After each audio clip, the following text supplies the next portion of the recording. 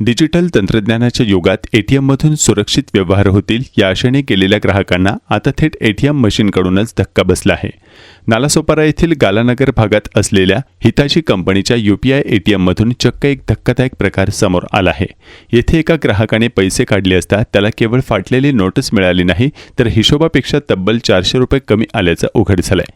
मिळालेल्या माहितीनुसार संबंधित ग्राहकाने गालानगर येथील हिताची एटीएममधून 4000 रुपये काढण्यासाठी UPI कॅश विड्रॉलचा पर्याय वापरून QR कोड स्कॅन केला होता. मशीनमधून पैसे बाहेर आल्यानंतर ग्राहकाने जेव्हा नोटा तपासल्या तेव्हा त्याला मोठा धक्का बसला. बाहेर आलेल्या नोटांमध्ये 200 रुपयांची एक नोट पूर्णपणे फाटलेली आणि अत्यंत दुरावस्थेत होती. याशिवाय आणखी एक धक्कादायक बाब म्हणजे 4000 रुपयांपैकी प्रत्यक्ष मोजणी केली असता फक्त 3600 रुपयेच हातामध्ये आले. म्हणजेच ग्राहकाला 400 रुपये कमी मिळाले.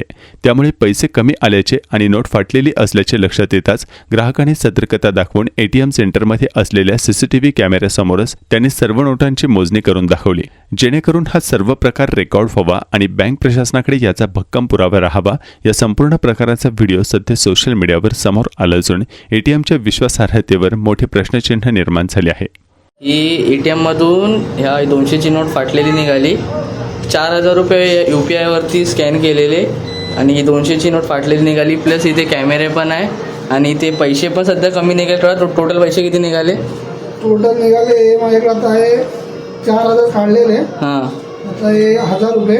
हां, 1 2 3 500 500 1000. हां, हे 2000. हां, हे 3000 झाले हां. आणि हे एवढेच 4000 काढलेले नाही. ओके, 4000 तू काढलेले तर 400 रुपये कमी आहे. 400 रुपये अजून कमी आले. ठीक आहे, जे काय आहे ते CCTV कॅमेऱ्यामध्ये रेकॉर्ड झालं आहे. आणि हा ATM आहे एरिया शिर्डीनगर.